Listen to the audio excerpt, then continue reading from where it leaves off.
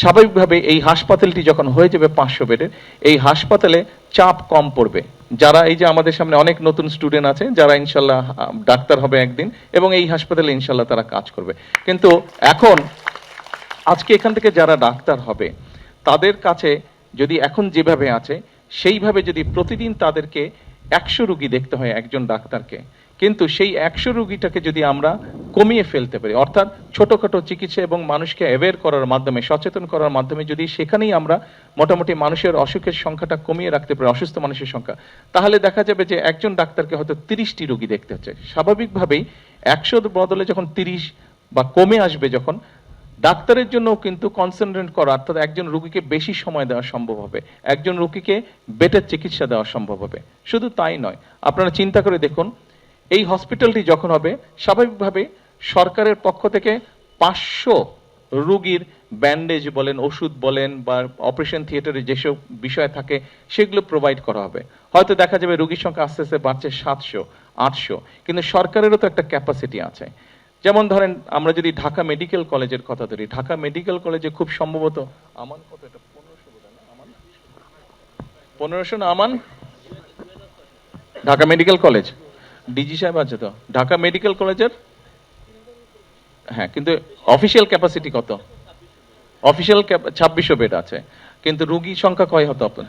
হ্যাঁ, দেখুন Dhaka medical college, আচ্ছা, ঢাকা মেডিকেল কলেজ এটির অফিসিয়াল বেড সংখ্যা হচ্ছে 2600, কিন্তু ঢাকা মেডিকেল কলেজে প্রতিদিন আসে 4000-এর মতন রোগী। এখন আমরা নিজেরাই চিন্তা করে দেখি, আপনি সরকার যে সাপোর্ট যেগুলো দিচ্ছে, ওষুধ বলেন, বেড বলেন, ডাক্তার বলেন, নার্স বলেন, ব্যান্ডেজ বলেন, যাই বলেন না কেন, 2600, ধরেন 3000-এ দিচ্ছে, সরকার দেখছে যে বেশি আসছে 3000-এ দিচ্ছে।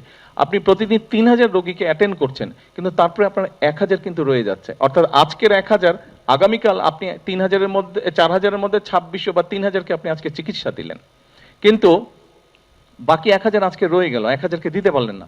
আগামীকাল যখন সকাল হবে, আগামীকাল আবার 4000 আসছে, এই 4000, 3000-কে সাপোর্ট দিচ্ছে, কিন্তু 2000, আজকের 1000 এবং আগামীকালও রয়ে যাচ্ছে আবার 1000, অর্থাৎ 2000 প্রতিদিন কিন্তু এটা বাড়ছে, প্রতিদিন এটা বাড়ছে। সেজন্যই আমরা সিদ্ধান্ত গ্রহণ করেছি যে আমরা প্রিভেনশনটার উপরে জোর দিব। আমরা মানুষকে সচেতন করার চেষ্টা করব, যাতে যেগুলা বড় বড় অসুখ বিসুখ আছে সেগুলো থেকে যাতে মানুষকে দূরে রাখা সম্ভব হয়।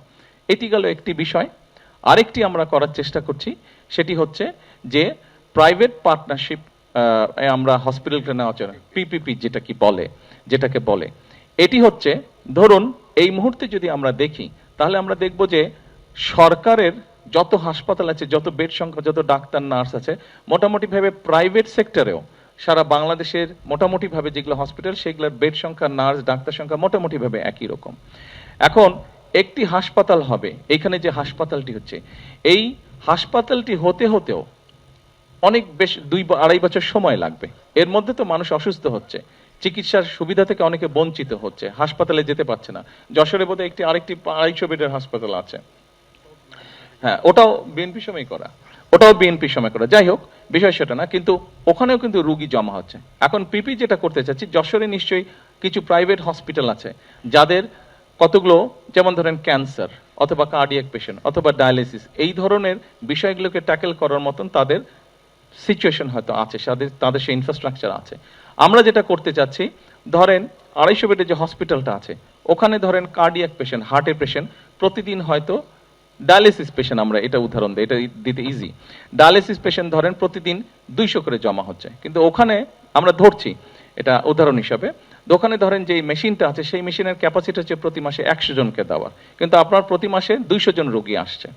আমরা প্রথম 100 জনকে সেখানে সাপোর্ট দিলাম, চিকিৎসা করলাম, বাকি যে 100 জন লাইনে জমা হচ্ছে, এদেরকে আমরা প্রাইভেট যে হসপিটালগুলো আছে সেখানে আমরা চেষ্টা করব ধীরে ধীরে বিভিন্ন জনকে, সরকারের পক্ষ থেকে আমরা তাদের কাছে সেই রোগীটা পাঠাবো, সেই খরচটাও সরকারই বহন করবে।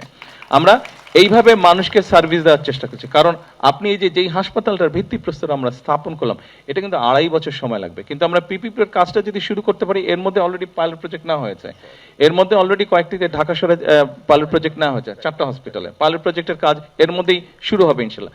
তাতে আমরা হিসাব করে দেখেছি, তারপরেও সরকারের খরচ 1 নম্বর কম হচ্ছে, 2 নম্বর, এই হসপিটালটা হতে 2.5 বছর সময় লাগবে, তাই না? ইঞ্জিনিয়ার সাহেব তো তাই বললেন, 2.5 বছর সময় লাগবে। কিন্তু আমরা যদি ওই পলিসিটা ঠিক করতে পারি, আমরা হয়তো 2.5-3 মাসের মধ্যে মানুষকে সার্ভিস দেওয়া শুরু করতে পারবো, মানুষ চিকিৎসার সুবিধাটা পেতে পারবে। অর্থাৎ আমাদের লক্ষ্যটা হচ্ছে কত দ্রুত মানুষের কাছে চিকিৎসা সেবা পৌঁছে দেওয়া। আমাদের সরকারের লক্ষ্যটা হচ্ছে যে মানুষকে অসুস্থ হওয়া থেকে দূরে রাখা। আমাদের লক্ষ্যটা হচ্ছে মানুষকে সচেতন করে গড়ে তোলা। কারণ আমাদের সকলকে একটা মনে রাখতে হবে, আমরা যদি সামনে বাড়তে চাই, আমরা যদি দেশকে সামনে নিতে চাই, জাতিকে সামনে নিতে চাই, অবশ্যই একটি সুস্থ জাতির প্রয়োজন। সুস্থ জাতি যদি সুস্থ না থাকে, সবল না থাকে, তাহলে আমরা পিছিয়ে যাব। এবং সে লক্ষ্যেই বর্তমান বিএনপি সরকার কাজ করে যাচ্ছে। আজকে আপনারা এখানে যারা উপস্থিত হয়েছেন, আপনাদেরকে আমি আন্তরিকভাবে ধন্যবাদ জানাচ্ছি এবং আপনাদের সকলকে আমি অনুরোধ করব, আসুন আমরা যেই কাজগুলো শুরু করেছি, সংক্ষেপে আপনাদের সামনে স্বাস্থ্যর বিষয় নিয়ে আমি তুলে ধরলাম। সরকারকে আপনারা যদি সহযোগিতা করেন, তাহলে আমাদের জন্য পুরো বিষয়টি ইজি হবে যে এই কাজগুলোকে সামনে নিয়ে যাওয়া, যাতে করে আমরা বাংলাদেশের মানুষকে স্বাস্থ্যসেবা সহজেই তাদের ঘরে পৌঁছে দিতে পারবো, যাতে করে আমরা বাংলাদেশের মানুষের কাছে স্বাস্থ্যসেবা পৌঁছে দিতে পারবো, যাতে করে আমরা দ্রুততার সাথে বাংলাদেশের মানুষকে স্বাস্থ্য সার্ভিসটা আমরা দিতে পারবো। এটাই হোক আমাদের প্রত্যাশা, এটাই হোক আমাদের আশা, এটাই হোক আমাদের আগামী দিনের পরিকল্পনা।